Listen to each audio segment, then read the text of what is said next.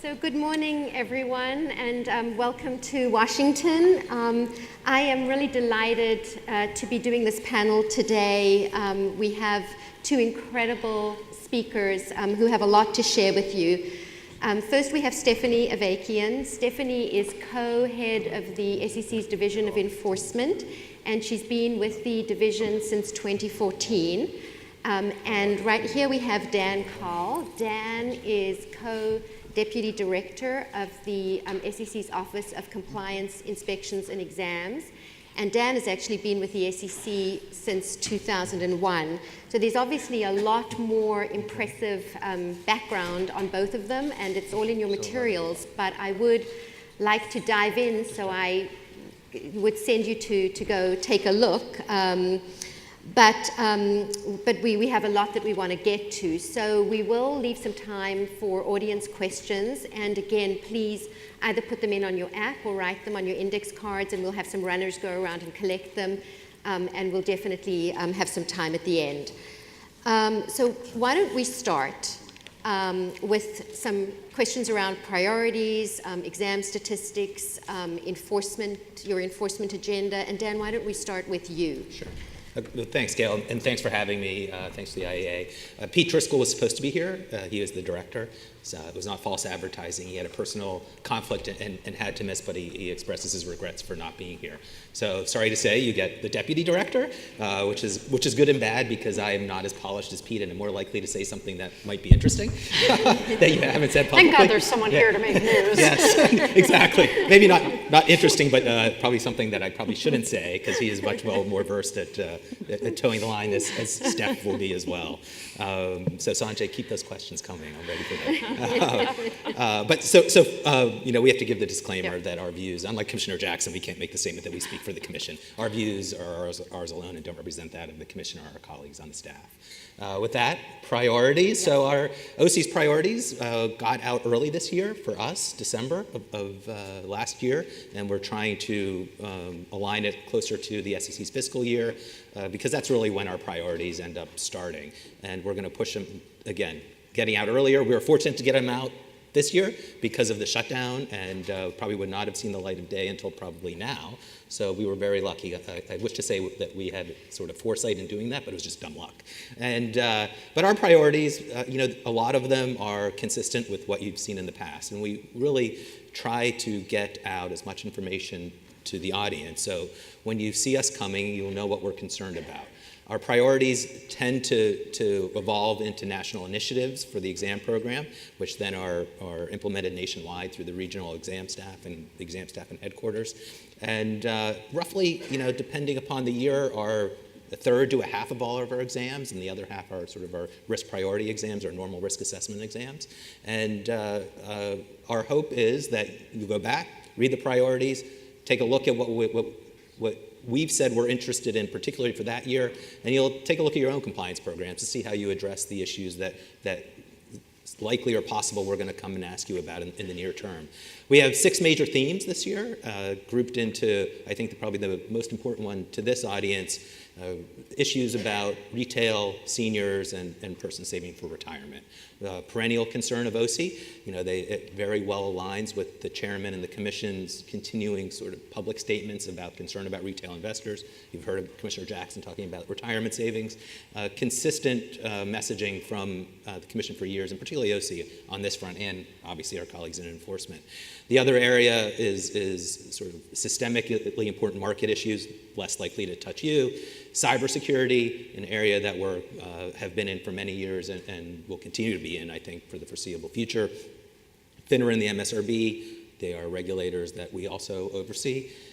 And AML, and new this year was a priority on digital assets. Sort of what's new, I think, for this crowd, and a lot of it is not new, but I encourage you to go back and look. Our focus on fees and expenses is going to continue. But new focus areas that I think we're going to launch national initiatives, and some of them probably have already been launched, are conflicts of interest and specifically with respect to loans you may be taking from your clients. If you find yourself in the position of taking a loan from a client or suggesting a loan from a client, we are really going to kick the tires and looking at your financial condition and why you find yourself in that position. It is a significant conflict. We've seen lots of issues. We see lots of failures of disclosure of your financial condition to your clients if you find yourself in that situation. We are also looking at special purpose loans, security-backed special purpose loans, and these are essentially lines of credit and loans that clients are obtaining using as collateral their securities portfolio. We find conflicts are not adequately addressed in this space. Concerns about when positions may have to be sold if the value of them drop because the collateral will fall, conflicts of interest regarding compensation Salesforce receives on these products as well. And the third area, affiliated service providers, is a specific conflict of interest we're looking at. And this can run the gamut. Obviously, there's been a lot of activity in the private equity space over the last several years, enforcement in OCIE, but it's not just in the private fund space. We see affiliated service providers in soft dollars, at just sort of institutional managers that are not in private funds. And our focus will be essentially looking for service providers when you're not disclosing the conflict to clients, or you're trying to somehow shift expenses that essentially are the advisor's expenses to a service provider that the client will end up paying. And we'll be looking at those arrangements closely and looking at whether you've disclosed adequately the conflicts so your clients are aware and have consented to those conflicts of interest. The other area that is relative or is new this year, but not new to any of you, I hope, is portfolio management and trading. This is focus on best X, focus on style drift, and allocation. And these are sort of bread and butter compliance issues that I'm sure all of you are well versed in, but we are coming back to those areas because of some problems we found in the past years, and we think it's worth focusing some time. So thanks, Dan. That is a pretty comprehensive set of priorities, and there's a lot to chew on. One of the things that this audience tends to be very interested in is how often you're getting out and examining folks, what your statistics look like. Mm-hmm. And what I'd be interested in hearing is how the shutdown has affected that and what you see coming in the next year or two. So it's a good question, and I think before I talk about the effect of the impact, I really want to tout, in sort of the lowercase tout, our achievements last year. It was a record year for OCIE with respect to your industry. We got to approximately 17% of registered advisors, which is, I don't know, what is it, 20 or 30% increase from the year before. We did over 3,000 exams, which wasn't a first, but is territory we haven't been in a long time. And so as sort of senior level management in OCIE, we are incredibly proud of the work of the staff in the regions and the exam staff. And that does take cooperation from the industry as well. And I will make a pitch that we are hopeful that you will cooperate with your exam teams. It is to your benefit and very much to our benefit that we can get in and get out and move on. And it's not just very much benefit to your individual firm that we get out of your hair quickly, but it is a benefit, I believe, collectively to your industry that we get to a greater percentage of your industry on an annual basis. So without specifics as to this year, we are very proud of our results last year. This year will be a challenge. We were shut down for over a month. There was a threat of a second shutdown a few weeks after that, which operationally is a challenge because a lot of what we do is front-loaded with data, with document requests. We review those document requests before we go into the field, and staging that type of sort of the operations management of staging that is not easy when you're shut down for a month and then you come back for a few weeks with a sort of a threat of another shutdown. I will say that we are back to normal. It took about 2 weeks or so. Even in light of the subsequent threat, the staff really came back, I think, put their sort of nose to the grindstone and are back sort of fully operational.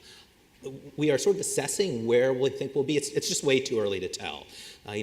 One of the achievements I think that resulted in a sort of the quasi-record achievements last year was paying the fruit of our switch of broker-dealer examiners into the IA space. We looked at our own risk and shifted some of our broker-dealer examiners to IAs because we are the sole regulator essentially on the front end. FINRA covers broker-dealers. And it took a year and a half to build efficiencies with that switch. Those staff are fully up and running and fully efficient in the Advisors Act space. So I'm hopeful that those benefits will continue to inure to the coverage ratio, but I think it's too early to tell. Yeah. My sense is it's just hard to miss that many weeks and to have the same results. Yeah, no, that makes sense, and it won't come as a surprise to you to hear that we, the IAA, and the folks in this room really support a strong, a robust OCIE inspection program. So we're pleased to have seen the statistics from last year as well.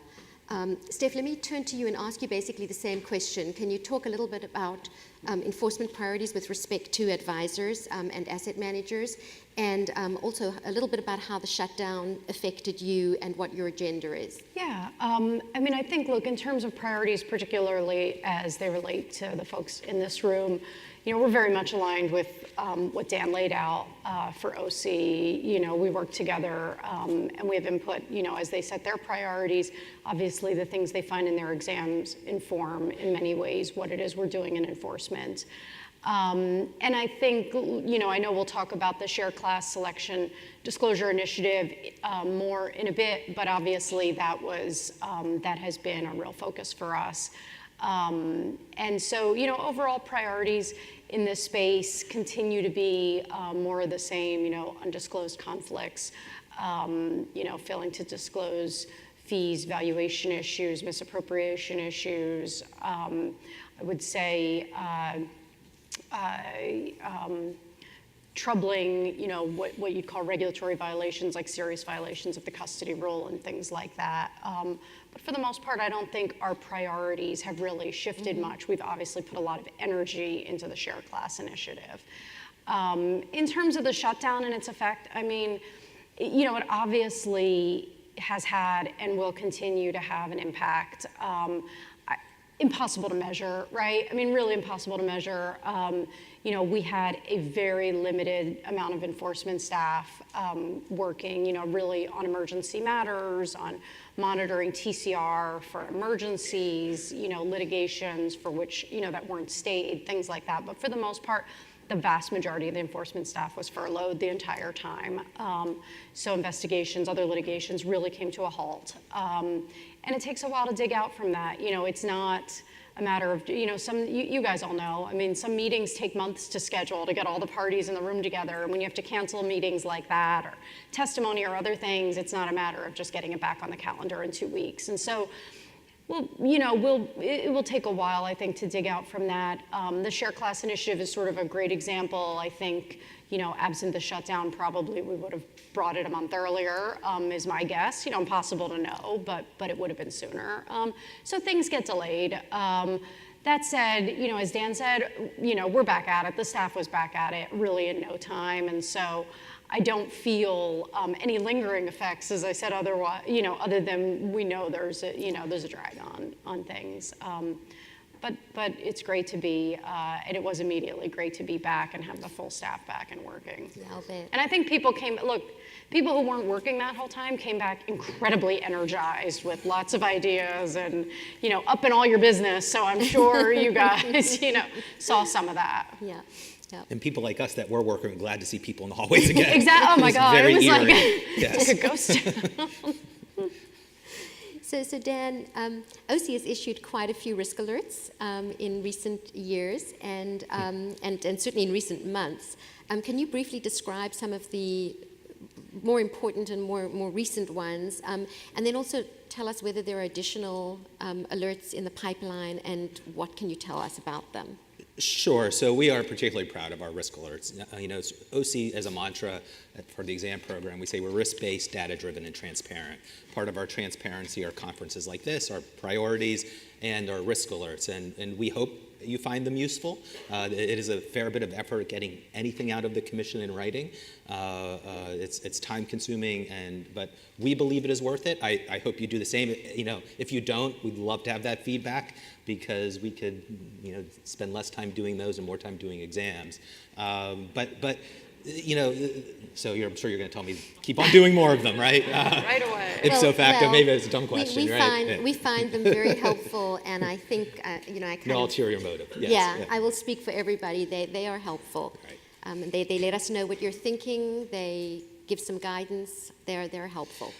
And we hope they are. And our one of our aims is that we can have an effect across the 13,000 registered advisors that we just don't have the ability to do on our one-off exams because that information is non-public. There are sort of many sources of risk alerts. I think the most important to this group is a project that we've undertaken the last few years, essentially reviewing every advisor deficiency letter and categorizing them and looking for what are the most frequent deficiencies.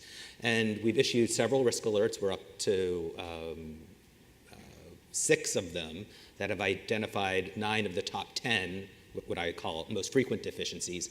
And it's not necessarily, when I think about the most frequent, it's obviously things that are most commonly you have to comply with. So, that's not just, these are on facially the most troubling, but they're most frequent because they're uniform across this diverse industry. The first one we did was the most frequent, which was essentially the top 5. And I'm going to quiz myself if I can get to them because I want to quiz you to see if you know what the 10th is. But it was reporting to the SEC, basically forms. It was books and records, custody, compliance programs, and was it codes of ethics was the top 5? Anyway, it was codes of ethics was the top 5. Since then, we've done 4 specific ones: fees and expenses, advertising, best X, and cash solicitation rule. So if anybody will raise their hand and tell me what you think the 10th most frequent deficiency is, I'll give you a get out of your next exam free card. Even if you're wrong. If you're wrong, we'll show up tomorrow. Anyway, the 10th one, I'll cut to. Do you know, Gail?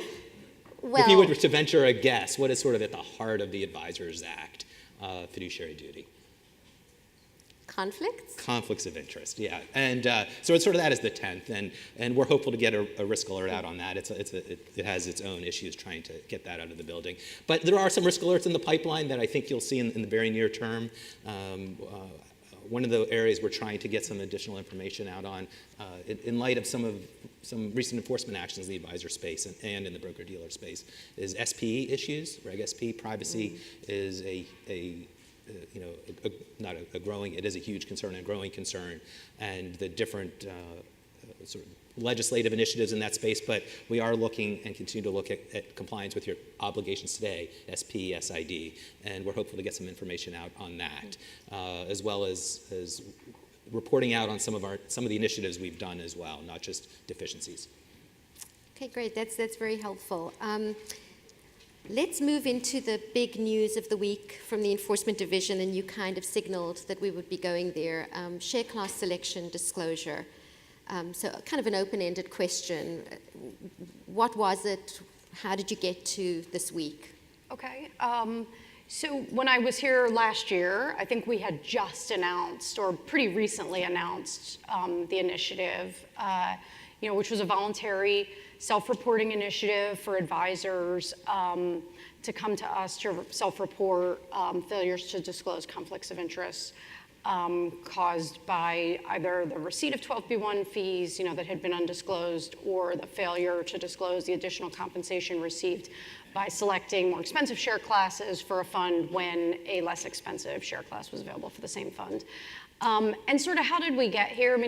I think I talked a little bit about it at the time, and I've talked a little bit about it over time. The impetus for the initiative really was, we had brought, a dozen or so cases in this space. OCIE had been very active in this space. It issued a risk alert.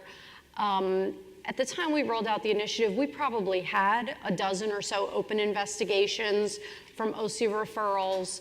And we really were looking, and OCIE continued to see the problem, and we really were looking at this sort of how can we do this more efficiently? We kind of went back and looked at the cases we'd brought and the ones were in the pipeline and had determined that on average, these cases were taking us close to 2 years to investigate and resolve and bring to completion. And there just sort of had to be a better way because it seemed like a broader problem than we would have liked. And the asset management unit came up with the idea for this initiative. And so, the idea behind it was to create this voluntary initiative and agree that for any firms that came forward to recommend standardized settlement terms. And importantly, from our perspective, those settlement terms would include the payment of disgorgement and as part of that, a respondent-directed distribution to clients. And I think from the advisor community perspective, the important part of that was that we agreed not to recommend a penalty. And the benefits that obviously come with being part of a group of respondents in one action or a series of groups of actions. And our thinking, for us, really the most important thing was sort of dealing with this problem on a much more efficient scale, much more broadly. I mean, I just sort of had these visions of doing these investigations for years to come when staff could be working on other things or focusing on other things. And really a desire to get money back to investors, right? I mean, for us, that's kind of the ultimate goal, is the combination of the undertakings, that require corrective disclosure and getting money back to investors. And I think to incentivize folks to come in, part of what we came up with was the idea of not recommending a penalty. And so that was the initiative. We rolled it out about a year ago. I think firms had until June to respond. I think there were extensions and other things, but ultimately we've come to this point. We had really dozens and dozens of firms come in and self-report. We worked hard to get to this, what I'll call the first round of firms. I would expect to see future recommendations. I can't really give a sense of size or scope or when, but what we really tried to do was get as many as we could in a group and get them out. And so we announced it earlier this week. I think it was 79 firms. I could be off by one or two. And it resulted in disgorgement in the return of money to investors of around $125 million. And for us, that feels like a huge success. And so, that's kind of the initiative sort of in a nutshell. So given that you're viewing it as such a success, and that it really has kind of, it's covering a pretty large number of folks, do you anticipate using this kind of approach in other areas? And do you have a sense of what might be a good fit from your perspective for this kind of initiative? That's a great question. I found this approach incredibly effective for sort of the reasons I just walked through. That said, I think it's a pretty limited number of circumstances that kind of lend itself to this. Even this, it wasn't sort of a matter of, okay, a firm came in and reported and you can check them off the list, right? Mm-hmm. I mean, we really spent a lot of time going through the disclosures and, figuring out time periods. This was, every firm got an incredibly, individualized review. So even though it was sort of a broad scale effort, it required a lot of in the weeds work. And so it's hard for me to think of a lot of different things that would lend themselves to this. That said, I would definitely be, Steve and I would be open to it. We don't have anything else like this planned or in the works. I think, you're more likely to see us do sort of, a group of request letters to a number of firms that kind of attack similar issues and things like that. And there's also, there's sort of, these aren't necessarily, simple to kind of get through the building either, right? Yeah. There are a lot of different views. And so I do think it's sort of a limited number of things that really lend themselves to this. But if anybody has any ideas, I'm certainly in the market for them, because I do think it can be a really effective way to attack a problem. And I think, nobody wants to self-report themselves and expose themselves to, a 2062 settlement. I got it. But that said, I do think there's a lot of benefits for both sides in doing something like this in the right space. So going forward from this, when you announced the initiative and you talked about what you were charging, what you would be charging for self-reports, and there was some, I think, either in a footnote or in the text, reference to if you don't self-report, there might be something a little bit more, additional charges, different charges. So one of the questions that we've been sort of thinking about is, what are the expectations around how an advisor can show that it's actually done an appropriate best execution analysis, not with respect to so much picking a broker, which you put a risk alert out on, but in this context. So both from OCIE's perspective, what would you what kinds of things would you be comfortable with? What kinds of things may raise maybe not the obvious red flags, but somewhere along that line? And then again, from enforcement, what are your expectations on just the best X piece? So I think from OCIE's perspective, we are a huge fan of the enforcement settlement because we've spent a lot of our time. We did a risk alert, a lot of referrals, and a lot of work in share class. And to the extent this has sort of cleansed a lot of that, that's going to be incredibly beneficial to us. And also, I'm a huge fanboy because of the dollars you get back for investors. So fanboy. Personally, yeah, I have teenage kids, yeah. But I think from OCIE's perspective, it's and you go back to the risk alert, it's not complicated. If you're going to be conflicted receiving comp, and particularly in the share class, and there are other share classes available, we expect you to essentially conflict of interest, effectively disclose, such that a client is informed consent to that conflict. It's pretty simple. It's conflict of interest 101, I think. And I think there are gradations, and I think a lot of that you can see in the settlements on types of disclosures. I think that the commission, through the enforcement actions, the enforcement staff found troubling, and you can learn from that. But that is what we're going to look for, and we're going to continue to look for it even after the settlement. It is a retail investor focus. It is seniors. It's retirement. It's all of that. It's bread and butter, what we've done for years, and will continue to do. And we are hugely optimistic that we will see less of it because the impact that the group settlement may have. Can I just stay on the sort of share class selection piece for a second? There's been a lot of talk about what available shares means in selection, and I don't know which one of you wants to kind of take that. But what should advisors really be thinking about and looking at when they think about how to select share classes? What's the universe? And are you sort of sensitive to the fact that they may be on a platform or have other sort of limitations in what they may have access to, or such a large number of funds where it might be really virtually impossible to keep track of every offering that's out there? So any kind of guidance or thoughts on that, I think, would be very helpful to this group. I think, not really. Yeah, no, I think I defer to Dan in many ways, but really to IM. I think in many ways it's an IM question. I think from our perspective, we're more focused on the disclosure around it, and sort of to the extent there are real issues about availability, from our perspective, I think it can be cured through disclosure and other ways, but I also recognize that is a nuanced enough question that's not a judgment I'm going to be making in enforcement on my own, and I would defer to Dahlia and her folks on that. Perfect. Yeah. You like that? I'll defer time. I have my own personal views, but it's probably not worth mentioning those in this forum. So let's move away from share class, and thank you both. That was, I think, really interesting and helpful.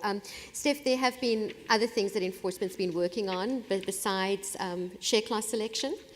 So can you tell us about some of the more important cases that have come out in the advisor space recently, and whether there are themes that you're seeing? Yeah, I think, look, I've spent a lot of my time in this space recently, but I think broadly speaking, some of the themes that I think about, that we've looked at broadly are misappropriation cases, which we continue to see, right? Those are obviously, not obviously, those are more often than not sort of special cases. I think most people would say that's not the problem, that they have. But cherry picking continues to be a problem, which I put in the misappropriation bucket, kind of broadly speaking. We continue to do data-driven initiatives on this. They're kind of easy to refresh and look at. And we still see it. We still find a bunch of those cases every time we do, the refresh on the data. So we see those undisclosed compensation beyond really what we've been talking about, markups on products, other things like that. One of the things we've sort of dug in a little deeper on, I can't think of a case we've brought, but I know it's an area we've looked at, is sort of, what I would broadly refer to as double dipping, where someone's buying a commission-based product and putting it into a wrap fee program, or, that sort of thing where somebody ends up paying twice on something, or effectively paying twice on something. General high-risk compliance issues, which I think I've referred to already, but I would put those more in like custody rule violations, cross-transactions, things like that are sort of what I would call really higher risk in terms of the potential nature of them. I think, folks can probably see, like, when you think about really what are more the regulatory or violations without the fraud charges, I think what you'll see for the most part is that we are focusing our attention on those kinds of violations that really do have the potential for damage, even where there's not a fraud charge. I think other cases we've seen a handful of recently are misreps about the services that are being provided. We've seen a few of those, and we continue to see, cases with misreps about historical performance and things like that. I mean, I would say those are the broad trends that we see in the recent enforcement actions, and things that I'm thinking about as I think about the pipeline that we're working through. That's great. So this room is actually full of compliance professionals. So let's talk a little bit about how you view the role of the CCO and your sort of enforcement philosophy when it comes to charging individuals. And individuals, specifically CCOs you're talking about, right? Yeah, specifically compliance folks. That's what these folks care about. Look, that's obviously been a hot button issue over the past years. I get the sense it's sort of tempered a little bit in the last year or so, but I could be wrong about that. It may be that, because we haven't really been bringing as many of those cases, I feel that way, but I'm not sure the industry necessarily feels that way. But I would say, look, broadly speaking, being a CCO is a really hard job. We get that. Lots of challenges. I think, we all recognize these are the folks who are the first line of defense, both in avoiding problems and identifying problems, and respect that. I think, it's important for folks to understand that we take the decision, whether to charge or recommend charging a CCO incredibly seriously, and I think folks can see that in the cases we've brought.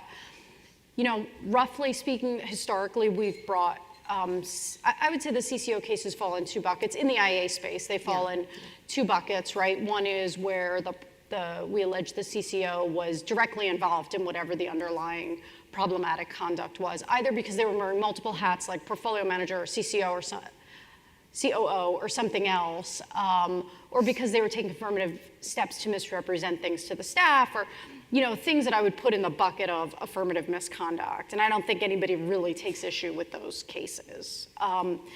Then there's the other bucket of cases I think about, which are really situations where there was a clear responsibility to implement compliance programs and policies, and there was a wholesale failure to do so. And that's how we think about that bucket of cases, which really is there needs to be sort of a clear responsibility and a wholesale failure. What we're not doing is second-guessing professional judgment. We're not looking for, mistakes and things like that. And I think, I'm not sure, I'm not gonna say this with certainty, I'm not sure we've brought a case in that second bucket in the last 18 months or so. I can't think of one. We've definitely brought some in that first bucket. Yep. I think, that's kind of the best I can describe how we think about it. I think people who are doing their job in good faith and responsibly don't need to worry about us. Yeah, I think it's really valuable for us all to hear that articulated, and you've said it before, but I think it's important to hear it and have some reassurance. So Dan, I want to talk a little bit about use of data, and you had mentioned privacy as a focus, but maybe a little bit of a different view on privacy. So first, GDPR. How are you thinking about that and your ability to access information, registrant data that might be subject to GDPR, and just what can you tell us about that? Sure. So, maybe not a huge touch, unless you have European operations, European clients. Most of you are U.S. Karen rattled off some offshore advisor representatives, I assume, that are here. If you want to have a personal dialogue, I'm happy to have it. But the GDPR is a challenge, a huge challenge right now for the exam staff, and I think a challenge for enforcement as well. And our biggest challenge is how do we effectively do an examination based upon the strictures of if you are subject to GDPR. And we've had a lot of dialogue with sort of bilateral with data protection and regulators in other countries, but also with the industry, the ones that are subject to the GDPR. And as of now, I don't actually know if there's a answer, a clear path forward for us to use our examination authority as we traditionally use it and have come to expect to use it. And that's raised serious questions in OCIE, and sort of the direct hit currently is with our registration program. So OCIE not only does exams, but we have an office that essentially flips the switch for Advisors Act registrations and other commission registrations. And as part of that process, with anybody in a jurisdiction that has, and it's not just GDPR, there are other data secrecy laws that we're aware of. And we're starting to have very pointed discussions and questions with applicants for registration. You may, to the extent you've completed Form ADV and you're a signatory to Form ADV, you represent on ADV a filing with us that you can comply with the federal securities laws, you can make your records available to us for exam, and we'll make your records available to us for examination.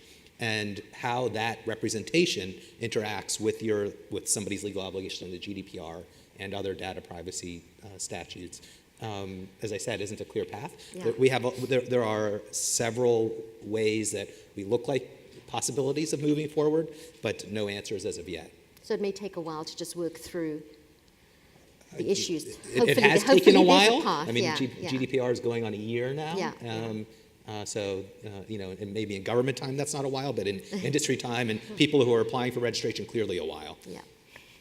So staying with you, one of the questions that we've heard from folks is what is the role of data in trading surveillance, and what do you kind of want to see advisors doing with respect to their own internal trade surveillance? Yeah, and I don't know if there's a check the list, because you know your operations better than we do.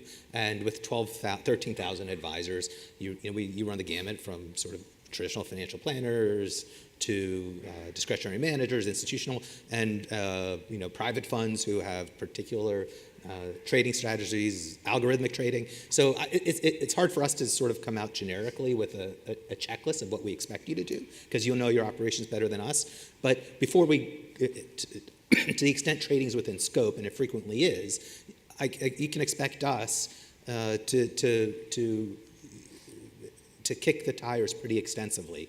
And we have a tool that many people, we've consistently talked about. It has an acronym, NEAT. I don't know what the acronym stands for.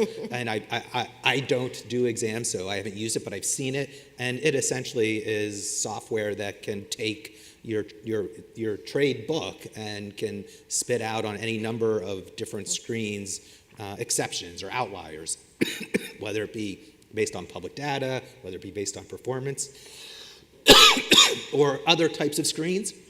So you would expect us, when we do an exam, to have questions on outliers. And if you don't have answers, I would think about how you're looking at your own trading. At the very least, even if we don't find outliers, we're going to look at your compliance program. What are you doing about material non-public information, if that's in your bailiwick? Excuse me. I think that's it in a nutshell. So I can't really rattle off what it is, because it would be very bespoke based upon the type of manager you are. Yeah, that's fair. Before we open it up to a couple of questions, Steph, just one for you. When you're looking at cyber in an investigation, what kinds of things are you looking for? I mean, I think, when I think about the enforcement interest in cyber, it's probably roughly threefold, right? One is registrants, which is what this group cares about, violations of Reg SP, SID, maybe the market access rule, those kinds of things. The middle bucket we look at is hacking or something else in order to steal material non-public information and make use of it in some, whether it's to manipulate or insider trade or whatever it is. And then the third bucket is disclosure bucket for public companies, right, and whether they're appropriately disclosing, which I think Commissioner Jackson alluded to a bit earlier.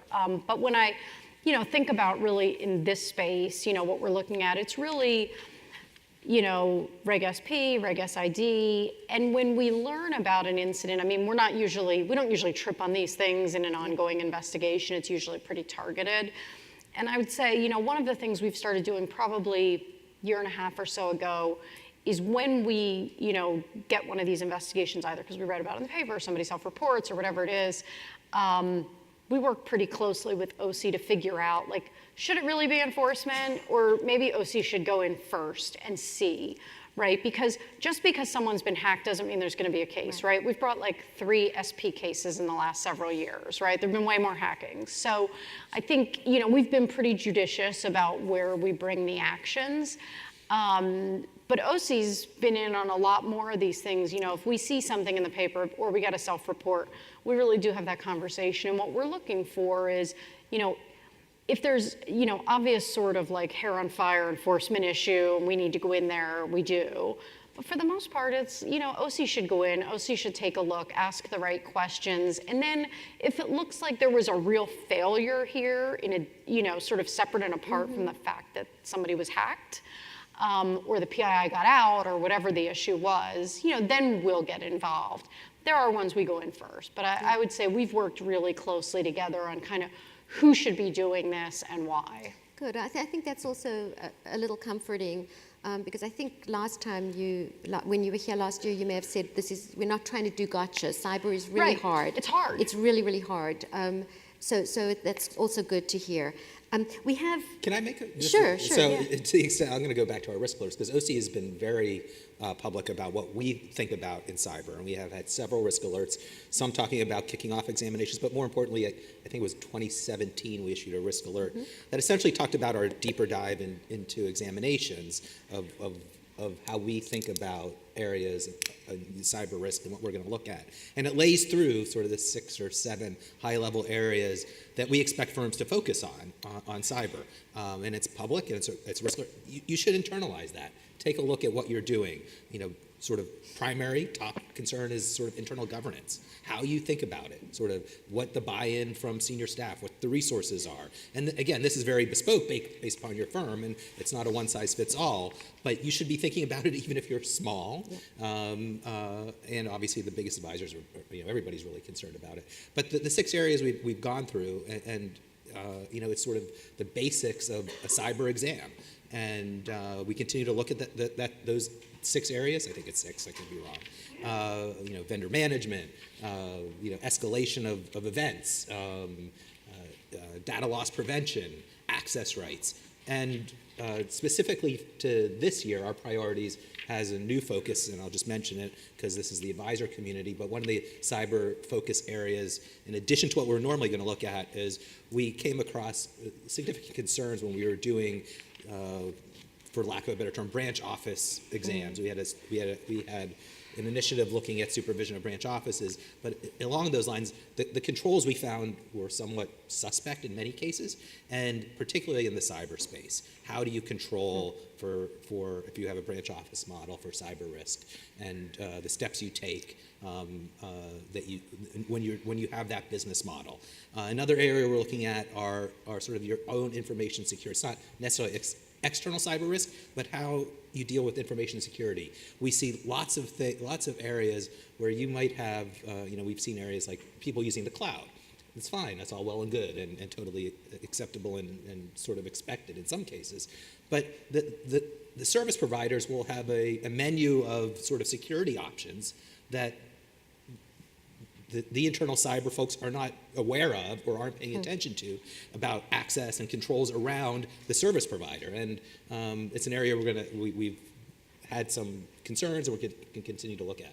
Sorry. The one thing I'd add to what Dan said is, take a look at the cases we've brought too, which, they're pretty specific, but I do think there's, some real takeaways, particularly, the Voya case, which is the one we've brought since I was here last year, which had violations of both Reg SP and Reg SID, which was the first time we charged a violation of that.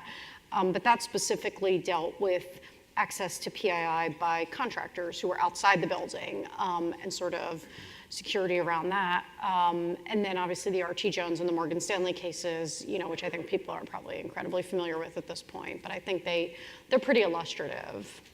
Okay, good. So Sanjay, do we have questions? Yeah, we actually have a bunch of questions. So let's start with enforcement. If you can go back to the share class issue. Do you ever anticipate bringing enforcement actions that involve best execution rather than just failure to disclose? I mean, in the initiative, we're obviously not going to charge best acts, right? Because that was part of the recommendation. In the prior share class cases, I don't know about all of them, but certainly some number of them, we charged a best acts violation. So yeah, I could see that being part of, to the extent there are cases where people didn't self-report or cases that were in the pipeline before the initiative and therefore weren't eligible for the initiative. I don't know whether we'll charge it, but it's not off the table. So Dan, this one's for you. One of the priorities that were listed are as you're never before examined, but also a component of that is firms that haven't been examined in a while. Mm-hmm. What does a while mean? You